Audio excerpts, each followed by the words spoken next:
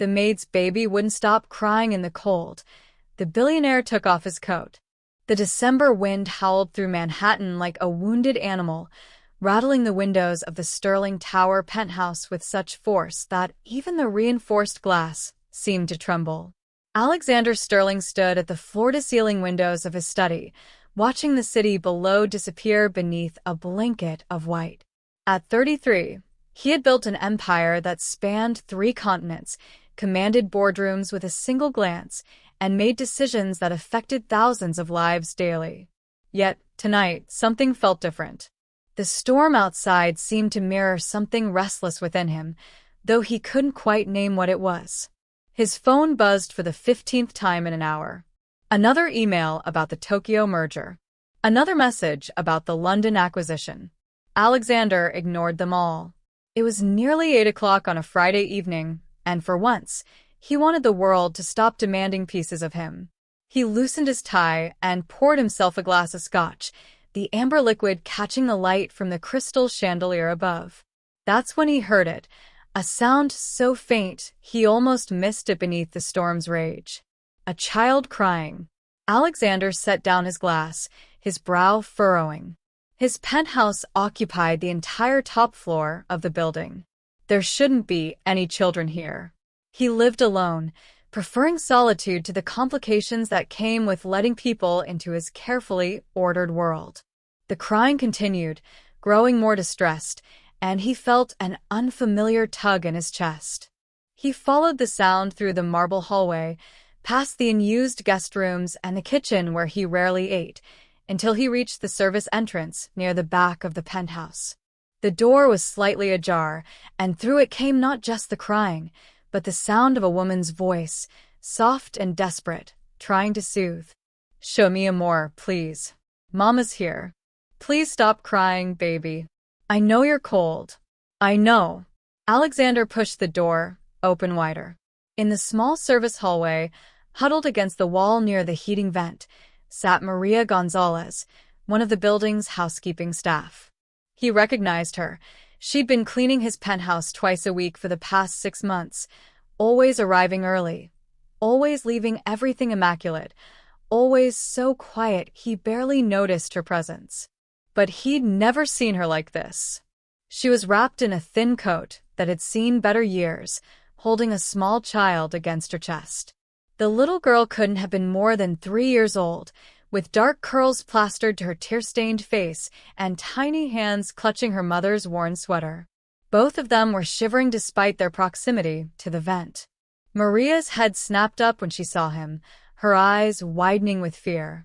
She scrambled to stand, trying to quiet her daughter while backing away. "Mr. Sterling, I'm so sorry. I'm so sorry. Please, I can explain. What are you doing here?" Alexander's voice came out harder than he intended, and he watched Maria flinch. "The daycare, it closed early because of the storm. I had nowhere else to take her. My shift wasn't over, and I couldn't leave Sophia alone, and I thought..." Her voice cracked, and she pulled her daughter closer. "I thought I could keep her quiet in the service area. I didn't mean to disturb you. Please, Mr. Sterling, I need this job. We need this job. I'll make sure it never happens again." The child, Sophia, let out another wail, her small body shaking with cold and distress. The sound cut through Alexander like a blade. He looked at them both, really looked at them, and something in his chest twisted painfully. Maria's lips had a bluish tinge, and the child's cheeks were bright red from the cold. The heating vent they huddled near was barely putting out warmth. He'd complained about the inefficiency of the service area climate control just last week, but hadn't bothered to follow up on getting it fixed. Without thinking, Alexander shrugged off his suit jacket. It was custom-made, Italian wool, worth more than most people made in a month. He'd worn it to close the Singapore deal. None of that mattered as he stepped forward and draped it over Maria's shoulders. She stared at him as if he'd lost his mind. "Mr. Sterling, I can't. You're freezing." He cut her off, his tone brooking no argument. Then, before he could second-guess himself, he unbuttoned his cashmere overcoat, the one he'd thrown over the back of his study chair, and wrapped it around the little girl. Sophia's crying stuttered to a stop as the warm, soft fabric enveloped her. She blinked up at him with enormous brown eyes, her tiny fingers clutching the expensive material. For a moment, the hallway was silent except for the storm outside. "Come inside," Alexander said. "Both of you." "Mr. Sterling, I couldn't possibly." "That wasn't a request, Ms. Gonzalez."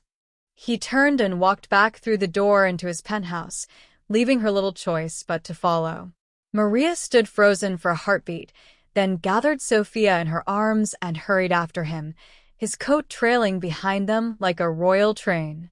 She'd been inside his penthouse dozens of times, but never like this, never as anything other than invisible hands that tidied and cleaned. Now, carrying her daughter across his pristine marble floors, she felt like an intruder in a world where she didn't belong.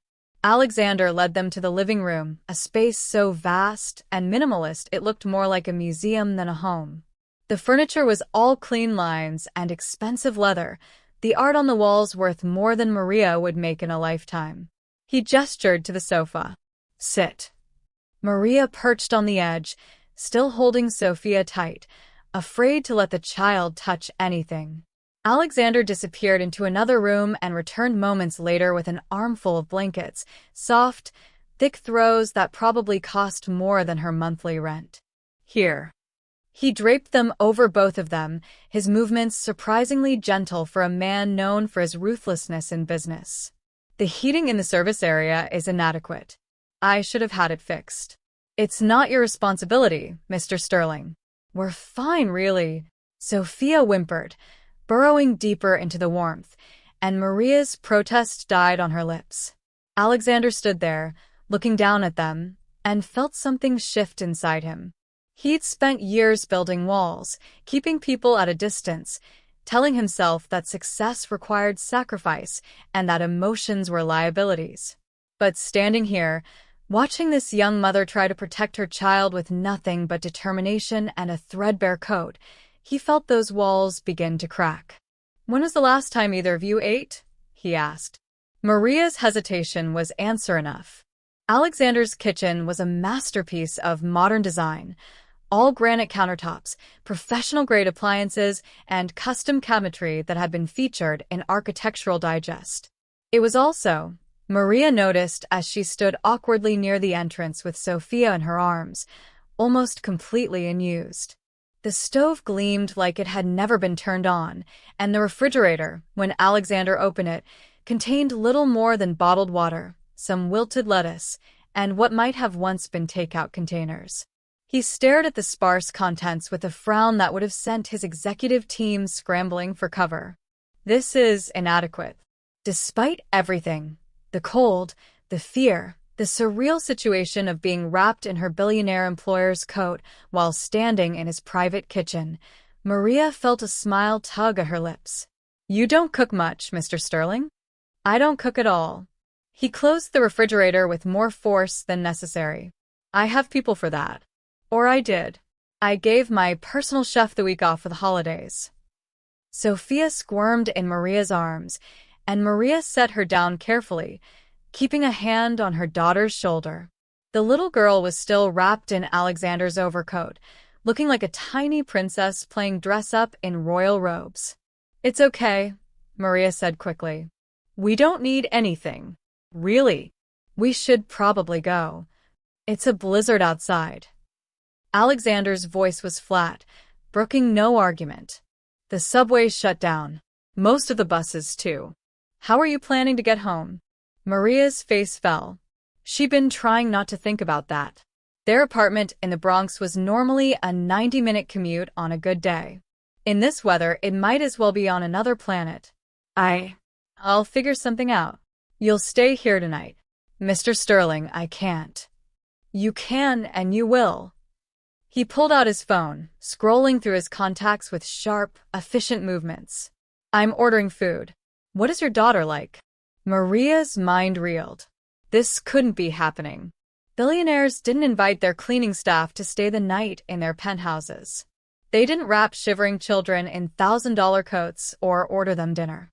Yet here was Alexander Sterling, one of the most powerful men in New York, looking at her expectantly as he waited for her answer. She likes chicken nuggets, Maria managed. And French fries. Plain, nothing on them. She's picky. And you? I'm not picky. Anything is fine. Alexander's eyes narrowed slightly, and Maria realized he could read right through her. She wasn't used to having preferences, wasn't used to being asked what she wanted. Do you like Italian? Thai? There's a Greek place that delivers. Italian sounds wonderful, she admitted quietly. Thank you, Mr. Sterling. He made the call, ordering enough food to feed a small army, then set his phone down and looked at her, really looked at her for perhaps the first time since she'd started working for him. It's Alexander. When it's just us, you can call me Alexander. Maria didn't know what to say to that. The distance between their worlds seemed too vast for first names to bridge. But before she could respond, Sophia toddled over to the enormous windows, pressing her small hands against the glass as she stared out at the snow. Mama, look. It's like magic. The delight in her daughter's voice made Maria's heart clench. Sophia had so little, no father, few toys, a mother who worked 2 jobs just to keep them in their tiny apartment, yet she could still find wonder in a snowstorm. Alexander walked over to stand beside the little girl, his tall frame towering over her. You like the snow? Sophia nodded enthusiastically, her earlier tears forgotten. It's so pretty, like the princess movies. Have you ever made a snowman? The little girl shook her head, her eyes wistful. Mama works a lot, and our building doesn't have a yard. Maria saw something flicker across Alexander's face, an emotion she couldn't quite name. Regret, perhaps, or recognition. He crouched down, bringing himself to Sophia's level, his expensive trousers brushing against the floor without a hint of concern. Well, when the storm stops, maybe we can fix that. Really? Sophia's face lit up like Times Square on New Year's Eve. Really? He glanced up at Maria, and she saw a softness in his gray eyes that she'd never glimpsed before. If your mother says it's okay. Maria found herself nodding, not trusting her voice. Who was this man? The Alexander Sterling she'd read about in Forbes magazine was cold, calculating, ruthless. He'd made his first million by 25, his first billion by 30. He was known for hostile takeovers and playing hardball in negotiations. Yet here he was, making promises to a 3-year-old in a voice so gentle it made Maria's throat tight. The food arrived 40 minutes later, delivered by a hearty soul who'd braved the storm for what was undoubtedly a generous tip. Alexander directed them to the dining room, where a table that could seat 12 sat gleaming and unused. Maria tried to protest. They could eat in the kitchen, she insisted, or even the living room, but Alexander simply started unpacking containers, his movements decisive. Sophia's eyes went wide when she saw the spread. There were her chicken nuggets and fries, yes, but also pasta with marinara sauce, eggplant parmesan, caprese salad, garlic bread, and tiramisu for dessert. It was enough food for a week, and Maria felt tears prick her eyes at the sheer abundance of it. Dig in, Alexander said, and for the first time since Maria had known him, he smiled. It transformed his face, softening the harsh lines and making him look younger, more approachable, human. They ate, and it was the strangest meal Maria had ever experienced. Sophia chattered away, telling Alexander about her favorite cartoons and the stray cat she'd befriended outside their building. Alexander listened with surprising attention, asking questions and seeming genuinely interested in the answers. Maria watched them both, trying to reconcile this man with the distant figure she'd only ever known through brief glimpses and the stories she'd heard from other building staff. Your daughter is charming, Alexander said as Sophia finished her last French fry and started eyeing the tiramisu. You've done well with her. Maria's hands tightened around her fork. I try. It's not always easy. Her father, he left when I was pregnant, said he wasn't ready for that kind of responsibility. She wasn't sure why she was telling him this. Maybe it was the strangeness of the evening, or maybe it was the way he'd looked at Sophia, like she mattered. Then he's a fool. Alexander's voice was hard, and Maria looked up to find his eyes blazing with an intensity that took her breath away. You're raising a remarkable child alone. That takes strength most people don't have. I don't have a choice. There's always a choice. You chose to be there for her. That matters.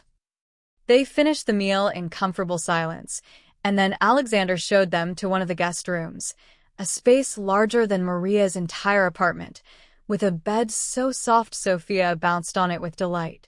He brought them fresh towels, a new toothbrush still in its package, and some of his own t-shirts for them to sleep in. As Maria tucked Sophia into bed, watching her daughter's eyes drift closed in the warm, safe space, she felt something shift inside her. For years, she'd been running on empty, pushing through each day with nothing but determination and love for her child. But tonight, for the first time in longer than she could remember, someone had seen her. Really seen her. Not just as a maid or a worker, but as a person. As a mother. As someone deserving of kindness. When she stepped out of the bedroom, she found Alexander waiting in the hallway. "Thank you," she said softly. "For all of this. You didn't have to." "I know." He looked at her, and Maria saw something vulnerable in his expression. "But I wanted to." "Get some rest, Maria. We'll figure out the morning when it comes." Maria couldn't sleep. The bed was too soft, the sheets too fine, the silence of the penthouse too complete. She was used to the sounds of the city filtering through thin walls, the neighbor's television, the occasional siren. Here, 57 floors above Manhattan, the world seemed to have disappeared entirely. She slipped out of bed, careful not to wake Sophia, who slept peacefully for the first time in weeks. The little girl had been fighting a cold, waking frequently with coughs that tore at Maria's heart. But tonight, in this warm, quiet space, Sophia rested like an angel. Maria padded barefoot through the penthouse, Alexander's t-shirt hanging nearly to her knees. She should go back to bed, she knew, but something drew her toward the soft light coming from the study. She found Alexander there, still dressed in his shirt and trousers, though he'd finally removed his tie. He sat at his desk, staring at a photograph in a silver frame. "I'm sorry," Maria said quickly. "I didn't mean to intrude. I couldn't sleep and—" "It's fine." Alexander set the photograph down, face up. "I couldn't sleep either." Maria's eyes were drawn to the picture. It showed a younger Alexander, maybe 20 years old, with his arm around a beautiful woman with kind eyes and dark hair. Between them stood a small boy, grinning at the camera. "My mother and my brother," Alexander said quietly. "Taken about 13 years ago." There was something in his voice that made Maria step closer. "They're beautiful. Where are they now?" "Dead." The word was flat, emotionless, but Maria could hear the pain underneath. "Car accident. My brother was only 12. My mother was driving him to a soccer game. A drunk driver ran a red light." "Alexander, I'm so sorry." Maria's hand went to her heart. I can't imagine." He looked up at her, and in his eyes, she saw an ocean of grief that he'd clearly learned to navigate alone. "I was in my first year at Harvard. Got the call during a study group. I remember thinking there must be some mistake, that things like that didn't happen to people like us. We had money, privilege, security, but none of that mattered when it counted." "Is that why you work so hard?" Maria asked softly. "Why you're always here alone?" Alexander laughed, but there was no humor in it. "Perceptive." "Yes, I suppose it is. After they died, my father, he shut down, stopped running the company, stopped caring about anything. I had to step up, had to take over everything while I was still in school. I learned that the only person I could rely on was myself. That emotions were liabilities. That if I didn't let anyone close, I couldn't lose them."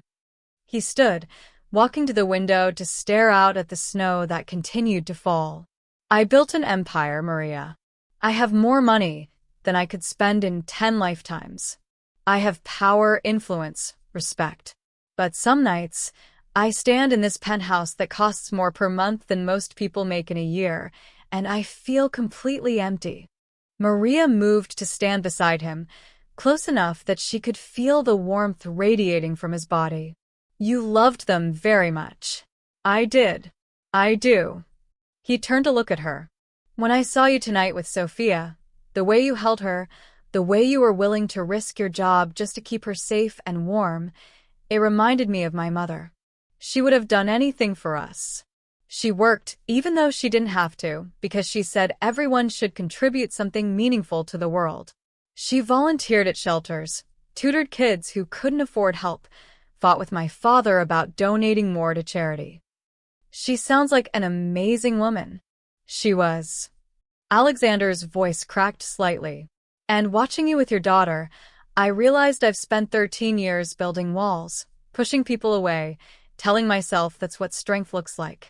But you, Maria, you're stronger than I've ever been. You get up every day and fight for your child. You work multiple jobs, you don't complain, you don't ask for special treatment. You just love her and do what needs to be done. I don't feel strong, Maria admitted. Most days, I feel like I'm barely holding it together. Like one more thing going wrong will break me completely. But it hasn't. You haven't broken.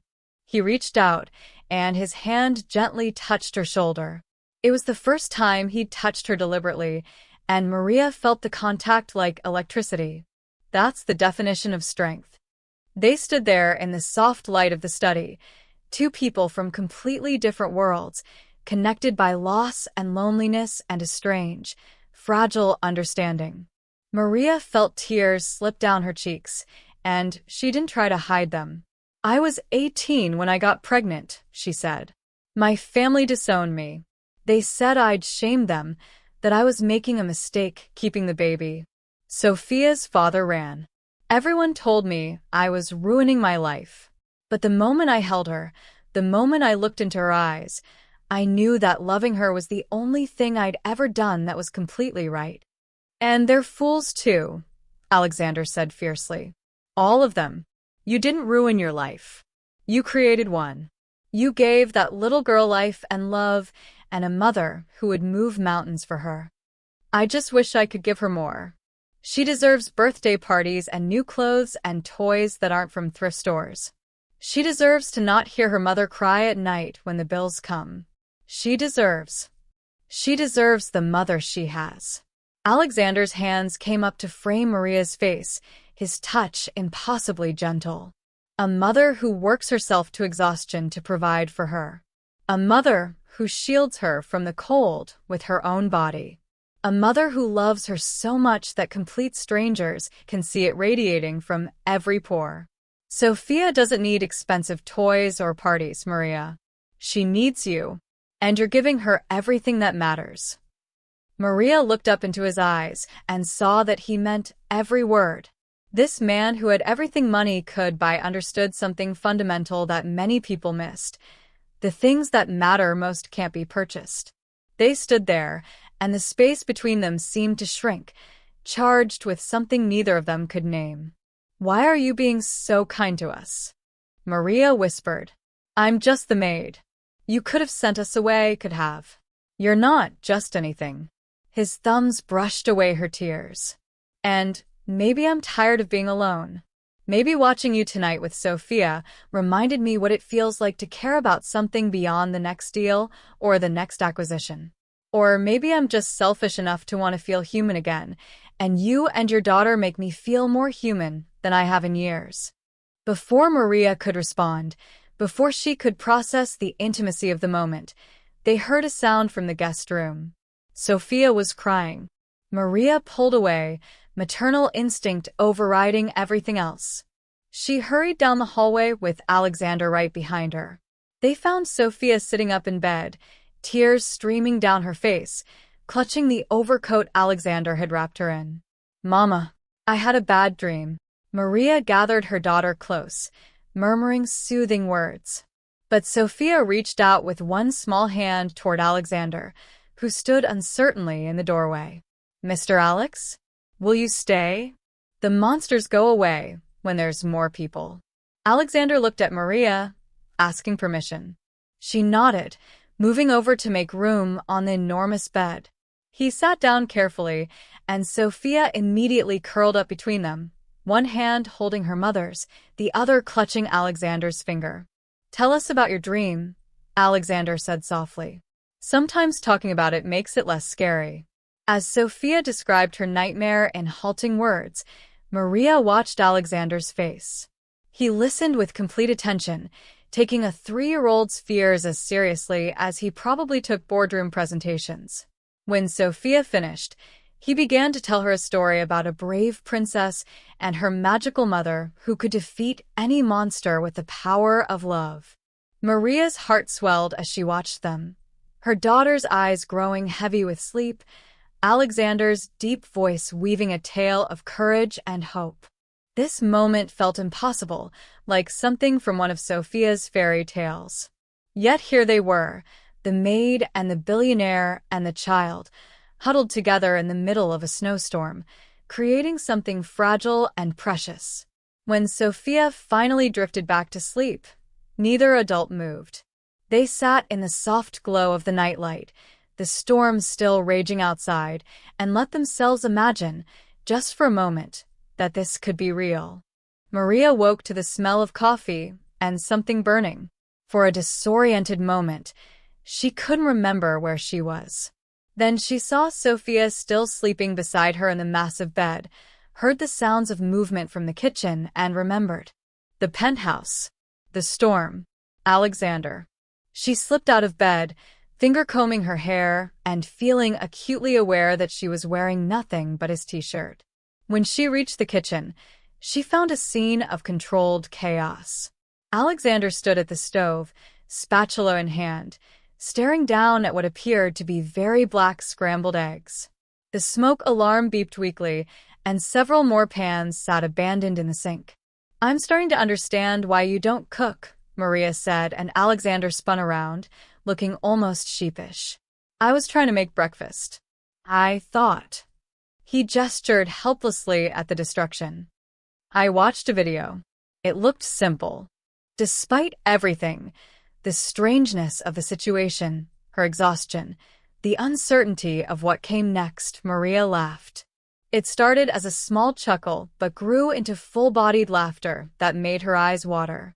Alexander stared at her for a moment, then started laughing too, and the sound of it was so unexpected, so genuine, that it made Maria's heart skip.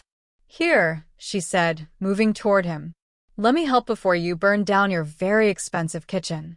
They worked together, and Maria couldn't help but notice how different he looked this morning. His hair was slightly messy, his shirt wrinkled from sleeping in it. He'd rolled up his sleeves, and as he handed her ingredients at her direction, she caught glimpses of forearms that were surprisingly muscular. He looked less like the billionaire CEO and more like just a man. A handsome, uncertain man who was trying to make breakfast for a woman and her daughter.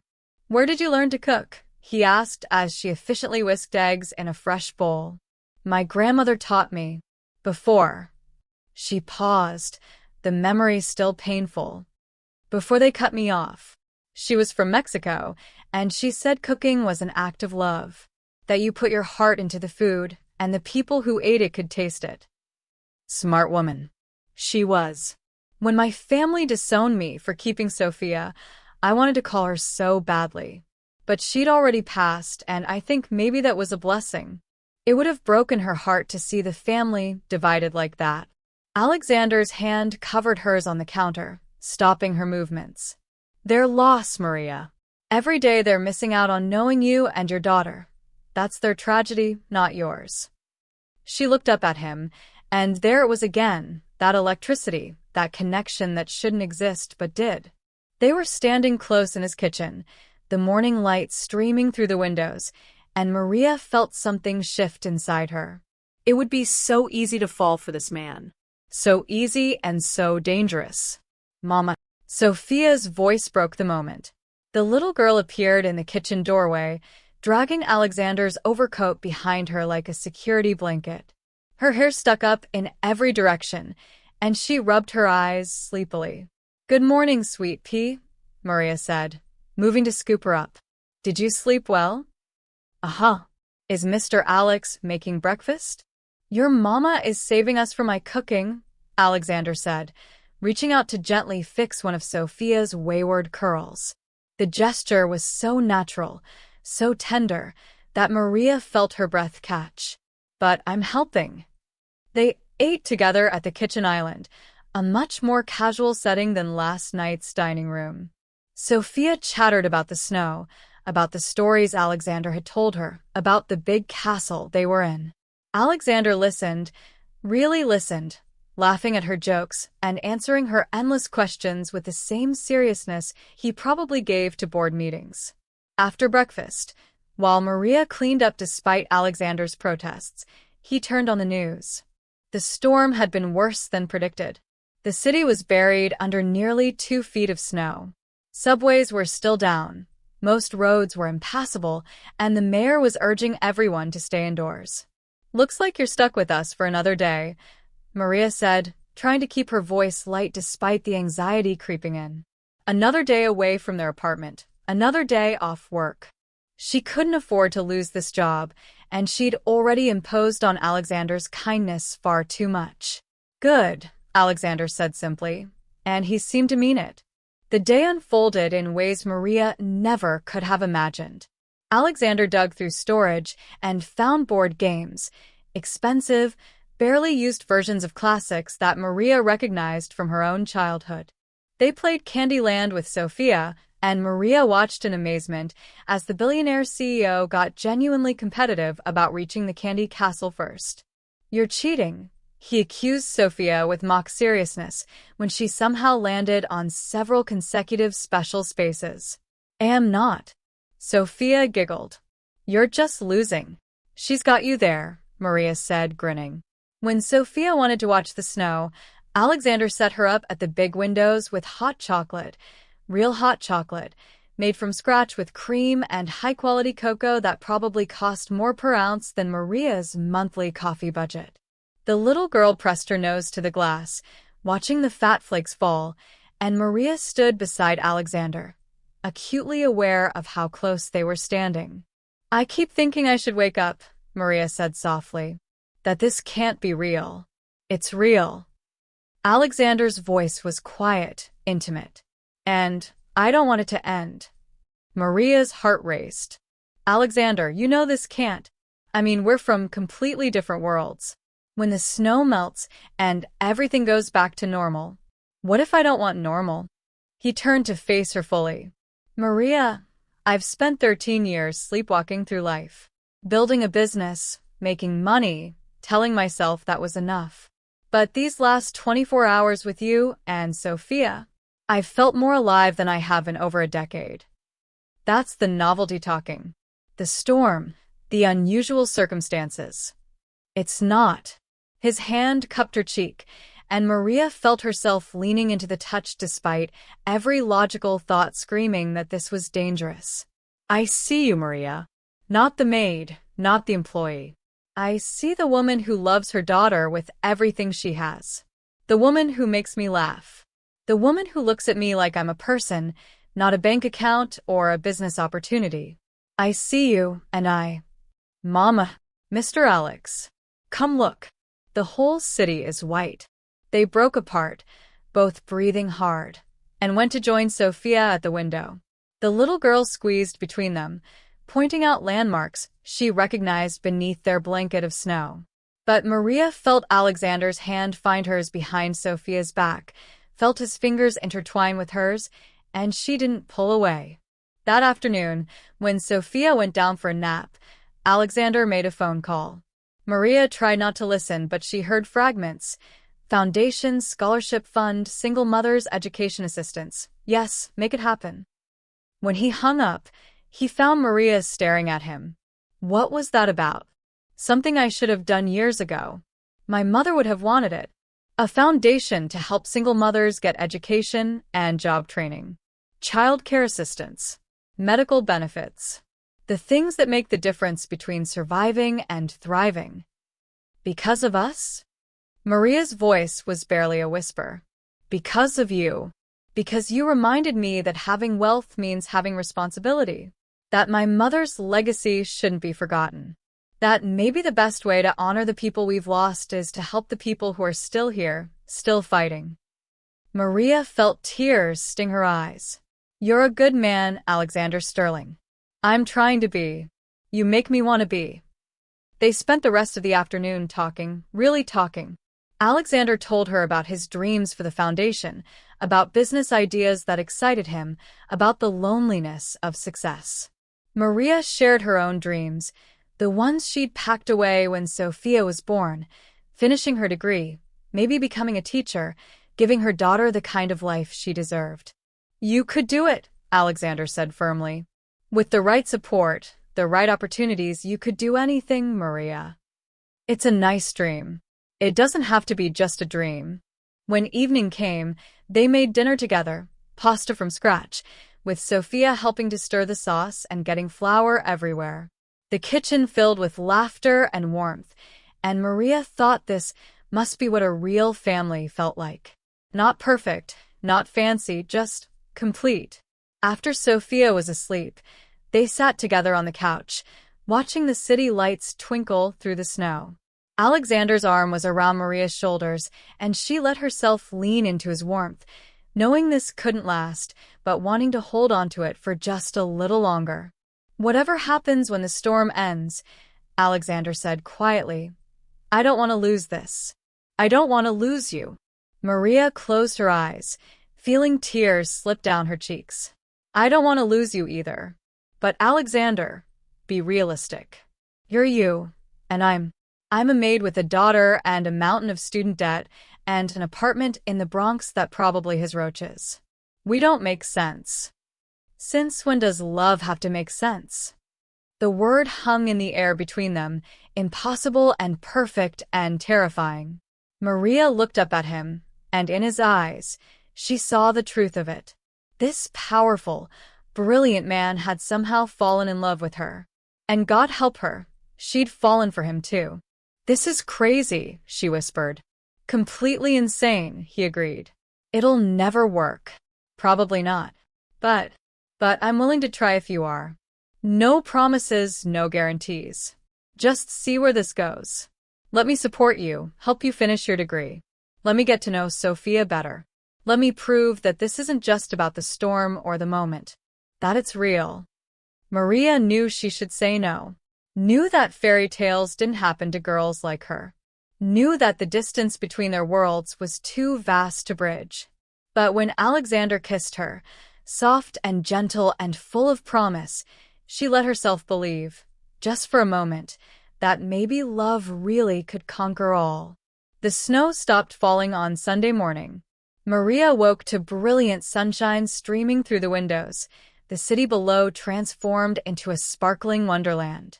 Beside her, Sophia still slept peacefully, but Maria could hear movement elsewhere in the penthouse.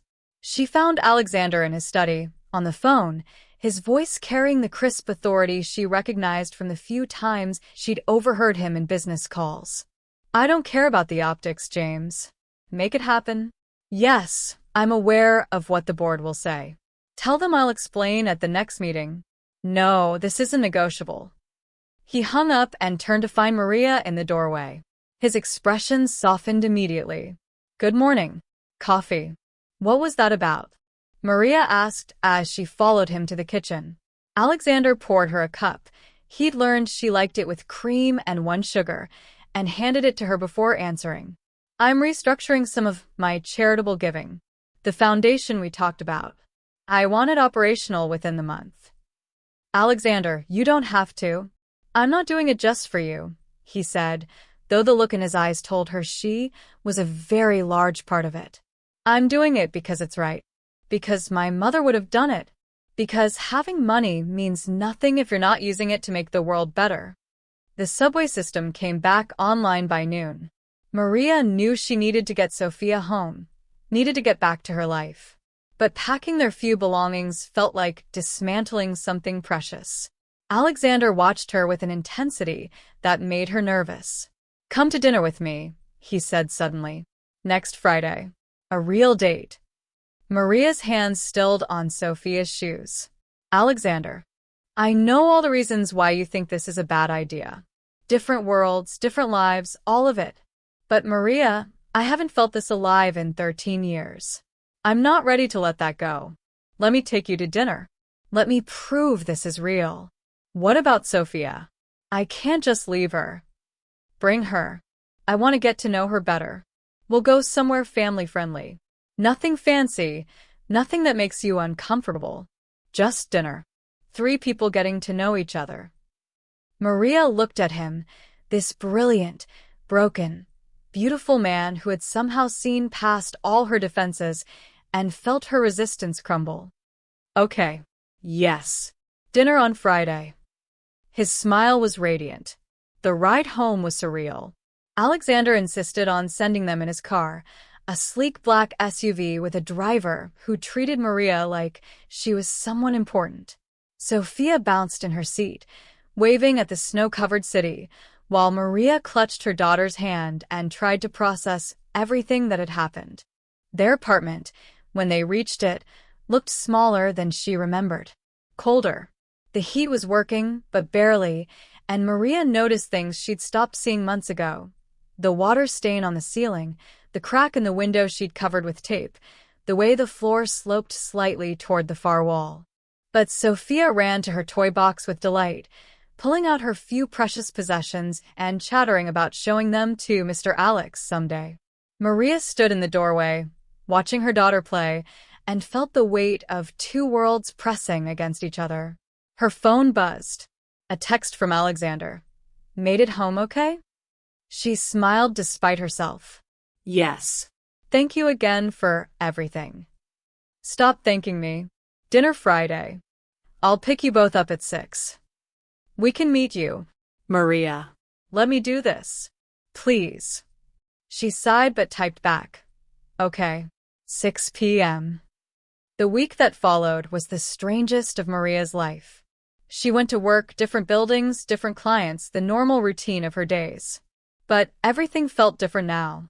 She caught herself smiling for no reason, replaying conversations with Alexander in her mind, wondering if this fragile, impossible thing between them could somehow survive contact with the real world. Alexander texted her every day. Sometimes just simple messages. "How was your day?" Or "Tell Sophia I said hi." Sometimes longer ones, sharing thoughts about the foundation, about changes he was making to his life.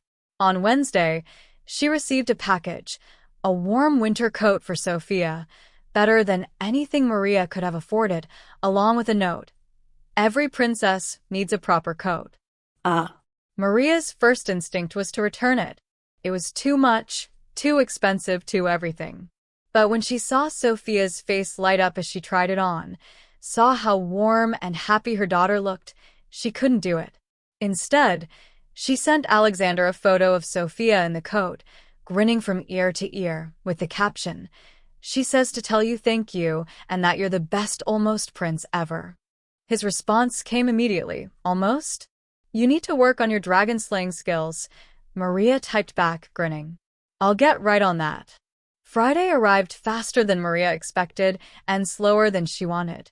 She changed outfits 3 times, settling finally on the nicest dress she owned, a simple navy blue number she'd bought for a cousin's wedding years ago.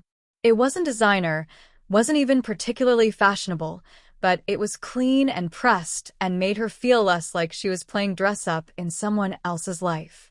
Sophia wore her new coat with pride, along with her favorite dress, pink with butterflies, slightly too small but still her treasure.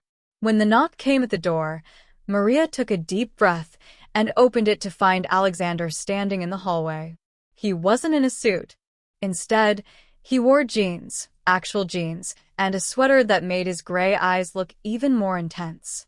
He looked younger, more relaxed, and when he smiled at her, Maria felt her heart skip. "You look beautiful," he said softly. "You look different." Good, different. I'm trying something new. He crouched down to Sophia's level. Hey there, princess. Love the coat. You gave it to me. Sophia threw her arms around his neck, and Maria watched Alexander's face transform with something like wonder as he hugged the little girl back. He took them to a place Maria would never have expected, a family-owned Italian restaurant in Brooklyn, warm and noisy and full of life. No reservations needed, no dress code, just checkered tablecloths and the smell of garlic and good food. How did you find this place? Maria asked as they were seated in a corner booth. I asked around. Wanted somewhere that felt real. Somewhere Sophia could color and make noise and just be a kid. He pulled out a pack of crayons and a coloring book from his jacket pocket, had clearly come prepared. The evening unfolded like something from a dream. They ate pizza and breadsticks, and Sophia got sauce on her face, and no one cared. Alexander told terrible jokes that made Sophia giggle. He asked Maria about her day, about her dreams, about the classes she wanted to take. He didn't try to impress her with money or power. He just showed up as himself. Other diners glanced their way occasionally. A few seemed to recognize Alexander, though most were too absorbed in their own meals to care. Maria saw one elderly woman smile at them approvingly, probably thinking they were just another young family out for dinner. If only it were that simple. After dinner, Alexander suggested a walk. The snow had mostly melted, but the air was crisp and clear. They strolled through a nearby park, Sophia running ahead to look at the last patches of snow, while Maria and Alexander walked side by side. I've been thinking, Alexander said, about what you said, about us being from different worlds. Maria's heart sank. Here it came, the reality check, the acknowledgement that this had been nice but couldn't last. You're right, he continued. We are from different worlds. But maybe that's not a bad thing. Maybe we each have something the other needs. You've shown me how to feel again, how to connect, how to see beyond balance sheets and business deals. And maybe I can help make your life a little easier. Not because you need saving, you're the strongest person I know, but because everyone deserves support. Everyone deserves someone in their corner. Alexander, let me finish. I'm not asking you to marry me. I'm not asking you to move into my penthouse or change your life completely. I'm just asking if we can keep doing this. Keep getting to know each other. Let me help with Sophia's daycare. Let me pay for your classes. Let me be part of your lives in whatever way you're comfortable with. And in return, you keep showing me what really matters. You keep being honest with me. You keep letting me be just Alexander, not the CEO or the billionaire, but just a man who cares about you. Maria stopped walking, tears streaming down her face. This is crazy. You know that, right? This whole thing is completely insane. I know. He wiped her tears with his thumb. Gentle and sure. But the best things in life usually are. What if it doesn't work? What if we're too different and it all falls apart? Then at least we tried. At least we took the chance. He pulled her close, and Maria let herself lean into his warmth. I've spent 13 years playing it safe, Maria. Building walls, avoiding risks, protecting myself from feeling anything. And I've been miserable. You and Sophia walked into my life during a snowstorm, and suddenly I remembered what it felt like to want something beyond the next deal. I'm not letting that go without a fight. Sophia ran back to them, cheeks flushed with cold and happiness. Mama, Mr. Alex, come see. There's a bird. They followed her to where a small robin perched on a snow-dusted branch, and Maria felt Alexander's hand slip into hers. This moment, standing in a park with her daughter, and this unexpected man, watching a bird in the fading light, felt more precious than any diamond, more valuable than any fortune. Okay, Maria said softly, so only Alexander could hear. We try, but we take it slow. And the moment Sophia gets hurt, or this gets too complicated, I would never hurt her. Or you. I promise. It wasn't a guarantee. Life didn't come with those. But as they walked back to the car, Sophia chattering between them, Maria let herself hope. She'd spent so long just surviving, just getting through each day. Maybe it was time to take a chance on something more. Over the following months, they built something real. Alexander came to their apartment in the Bronx, not to rescue her or look down on her life, but to be part of it. He sat on the floor playing dolls with Sophia. He helped Maria study for her classes.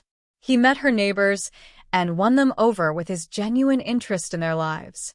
Maria went to his world too, not as the maid anymore, but as his partner.